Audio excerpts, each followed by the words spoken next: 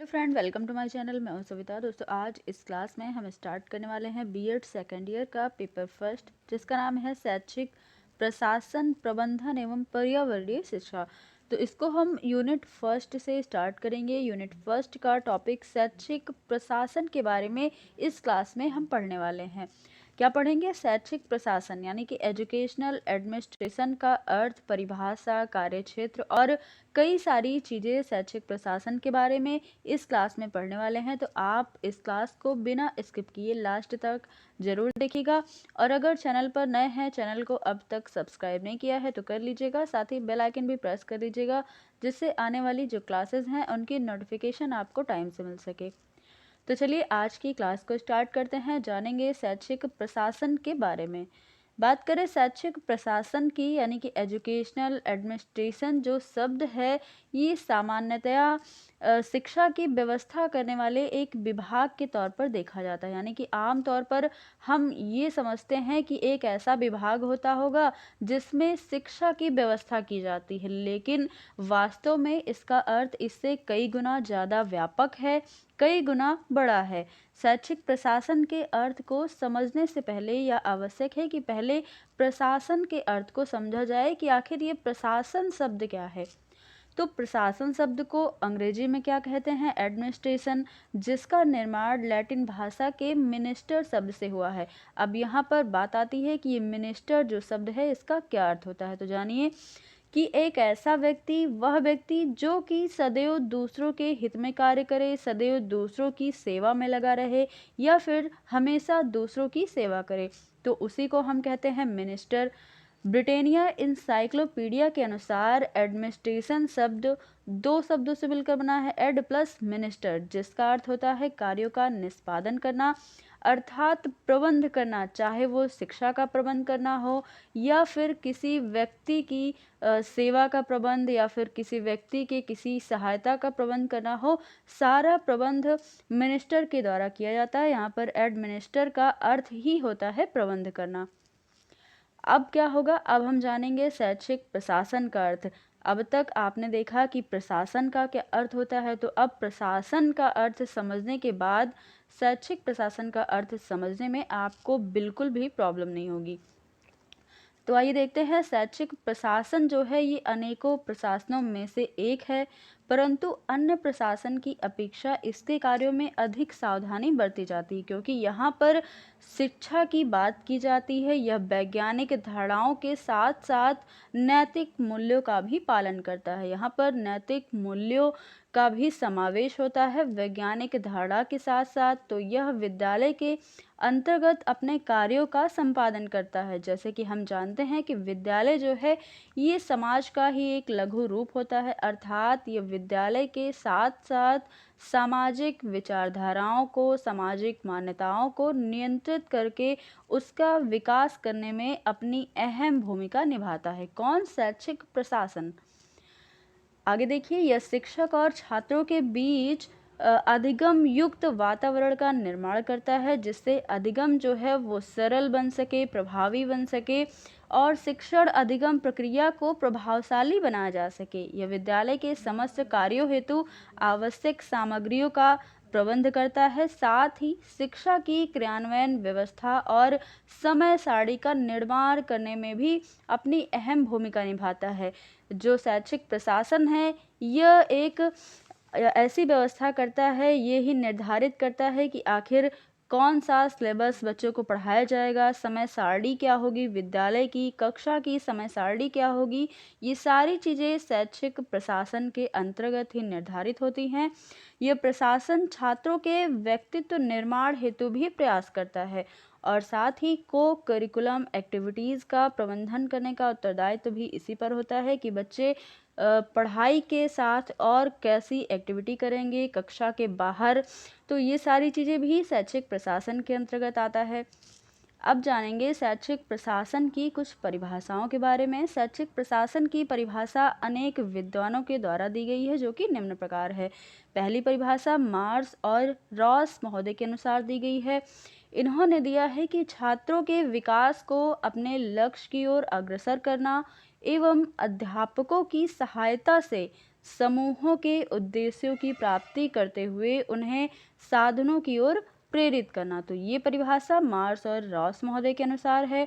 अगली परिभाषा है विश और रफनर के अनुसार, शैक्षिक प्रशासन वह प्रक्रिया है जिसके द्वारा शिक्षा के लक्ष्य को आसानी से प्राप्त किया जा सकता है।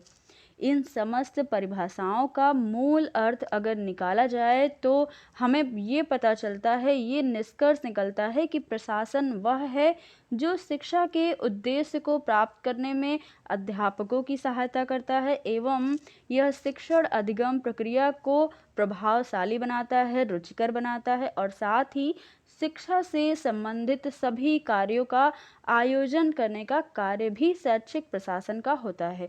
तो ये निष्कर्ष निकलता है परिभाषा पढ़ने के बाद। अब जानेंगे शैक्षिक प्रशासन के कार्य एवं उद्देश्य क्या क्या है, यानी कि functions and objective of educational administration. पहला पॉइंट है, यह छात्रों का सर्वांगीण विकास करने में शिक्षकों की सहायता करता है और साथ ही विद्यालय का वातावरण का निर्माण करता है जिससे शिक्षण अधिगम प्रक्रिया प्रभावशाली बन सके। तो ये बहुत ही आसान बात हो गई। अगला देखिए, यह विद्यालय के समस्त कार्यों का आयोजन करता है और उनके कार्यों के निर्माण के उद्देश्यों की प्राप्ति में अपनी भूमिका निभाता है। अगला पॉइंट है, यह समाज की आवश्यकताओं के अनुसार शिक्षा की संरचना तैयार करता है और साथ ही सरकार की योजनाओं को अपने स्तर पर क्रियान्वित करने का कार्य भी इसी के द्वारा होता है। अगला देखिए, राष्ट्र की परिस्थितियों एवं आवश्यकताओं के अनुसार शिक्षा के क्षेत्र में परिवर्तन लाता है जिससे राष्ट्रीय विकास एवं उन्नति को निरंतर गतिशील रखा जा सके, यानी कि शिक्षा जो है वो गतिशील बनी रहे, निरंतर चलती रहे। अगला देखिए, यह छात्रों के नैतिक मूल्यों का भी विकास करता है और लोकतांत्रिक दृष्टिकोण का विकास करता है। साथ ही यह छात्रों में नैतिक मूल्य, सांस्कृतिक और सामाजिक गुणों का विकास करता है, जैसे कि विद्यार्थियों में नैतिक मूल्य उत्पन्न हो सके, वो सांस्कृतिक बन सके और सामाजिक गुण भी सीख सके। विद्यालय के वातावरण का निर्माण छात्रों की रुचि के अनुसार बनाने का कार्य करता है जिससे शिक्षण अधिगम प्रक्रिया जो है वो सुदृढ़ बन सके। आगे देखिए, यह छात्रों की शिक्षा प्राप्ति की गणना करने हेतु समय समय पर मूल्यांकन पद्धति का क्रियान्वयन करता है जिससे छात्रों के बौद्धिक स्तर का पता लगाकर उनकी आवश्यकता जो है वो शिक्षा उनकी आवश्यकता अनुसार प्रदान की जा सके। अब जानेंगे शैक्षिक प्रशासन की प्रक्रिया, यानी कि प्रोसेस ऑफ एजुकेशनल एडमिनिस्ट्रेशन के बारे में। तो शैक्षिक प्रशासन के चरणों का क्रियान्वयन क्रमबद्ध एवं संगठित तरीके से किया जाता है। एक प्रक्रिया होती है, क्रमबद्ध प्रक्रिया होती है जिससे शिक्षण प्रक्रिया की व्यवस्था करने एवं उसे सुचारू रूप से चलाने में किसी भी समस्या का सामना न करना पड़े। शैक्षिक प्रशासन की इस प्रक्रिया को क्रमबद्ध तरीके से वर्णन करने हेतु यहाँ पर बी सीयर्स ने अपनी पुस्तक the nature of administration process में 5 प्रक्रिया बताई है। तो उन 5 प्रक्रियाओं को हम देखेंगे एक एक करके। पहली प्रक्रिया क्या है, योजना, यानी कि किसी काम को करने से पहले हम क्या करते हैं, प्लानिंग करते हैं, योजना बनाते हैं। तो यहाँ पर पहली जो प्रक्रिया होती है वो योजना बनाना होता है। कोई भी प्रशासन अपने किसी भी लक्ष्य या फिर उद्देश्य की प्राप्ति हेतु पहले उसकी एक रूपरेखा तैयार करता है, एक प्लान करता है उसके लिए। जैसे कि यहाँ पर उदाहरण के तौर पर देखिए कि उसे कब, क्या और कैसे करना है जिससे उस लक्ष्य की प्राप्ति में किसी समस्या का सामना न करना पड़े। तो इसलिए हम क्या करते हैं, पहले से प्लान करके चलते हैं कि आगे जो भी हम करने जा रहे हैं उसमें किसी भी तरह की परेशानी ना हो, इसलिए हम क्या करते हैं, प्लानिंग करते हैं। अगली प्रक्रिया है संगठन, यानी कि ऑर्गेनाइजेशन। संगठन क्या है, अर्थात व्यक्तियों का वह समूह जो किसी उद्देश्य की प्राप्ति हेतु एक साथ मिलकर कार्य करना होता है, इसी को क्या कहते हैं, संगठन। शिक्षा के प्रत्येक उद्देश्यों की प्राप्ति तभी संभव हो पाती है जब शिक्षा के प्रशासन के प्रत्येक सदस्य के बीच समन्वय हो और वह साथ मिलकर अपने अपने कार्यों को पूरी निष्ठा के साथ करें। अगली प्रक्रिया है निर्देशन यानी कि डायरेक्शन। किसी भी कार्य के सफलता हेतु सही निर्देशन की आवश्यकता होती है। अगर हमें सही निर्देश दिया जाता है तो हम अपने लक्ष्य में सफल हो पाते हैं। तो इसीलिए जो हमारा तीसरी प्रक्रिया है उसका नाम होता है निर्देशन, डायरेक्शन।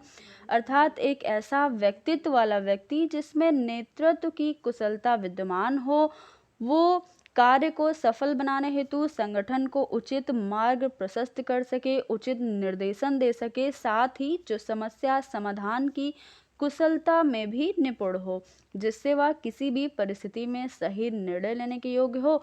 तो एक ऐसा व्यक्ति की आवश्यकता होती है, एक ऐसे प्रशासक की आवश्यकता होती है जो सभी चीज़ों में कुशल हो और निपुण हो, ताकि वो एक सही निर्देशन दे सके। अगली प्रक्रिया है समन्वय यानी कि कोऑर्डिनेशन। शिक्षा के उद्देश्यों की प्राप्ति सुनिश्चित करने हेतु यह आवश्यक है कि प्रशासन के समस्त व्यक्तियों के बीच समन्वय स्थापित किया जाए, जिससे किसी भी व्यक्ति में हीन भावना और किसी के प्रति विरोध परिस्थिति की भावना की अनुभूति ना हो। सभी साथ मिलकर कार्य करें, यानी कि समन्वय यानी कि कोऑर्डिनेशन की ये प्रक्रिया होती है। आगे आगे देखिए, ये प्रक्रिया अंतिम प्रक्रिया कहलाती है, यानी कि नियंत्रण व मूल्यांकन, कंट्रोल और इवोल्यूशन। ये लास्ट की प्रक्रिया होती है। लास्ट में हम क्या करते हैं, हम मूल्यांकन करते हैं किसी चीज़ का। तो इसके अंतर्गत देखिए, शैक्षिक प्रशासन के कार्यों एवं लक्ष्य की पूर्ण रूप से प्राप्ति करने हेतु यह आवश्यक है कि प्रशासन पर किसी सर्वोच्च सत्ता का नियंत्रण होना जरूरी है, अन्यथा संगठन अपनी मनमानी पर भी उतर सकता है, जिससे छात्रों का भविष्य जो है वो खतरे में पड़ सकता है। तो इसलिए सही मूल्यांकन की भी आवश्यकता होती है। तो दोस्तों, ये थे 5 प्रक्रिया। पहली क्या थी, योजना, दूसरी संगठन, तीसरी निर्देशन, चौथी समन्वय और पांचवी प्रक्रिया नियंत्रण व मूल्यांकन। तो दोस्तों, ये थी आज की क्लास। आई होप आपको क्लास पसंद आई होगी। अगर क्लास पसंद आई तो ज़्यादा से ज़्यादा लाइक शेयर करिएगा, और चैनल पर नए हैं तो चैनल को सब्सक्राइब कर लीजिएगा। फिर मिलेंगे अगली क्लास में कुछ नए टॉपिक के साथ। धन्यवाद।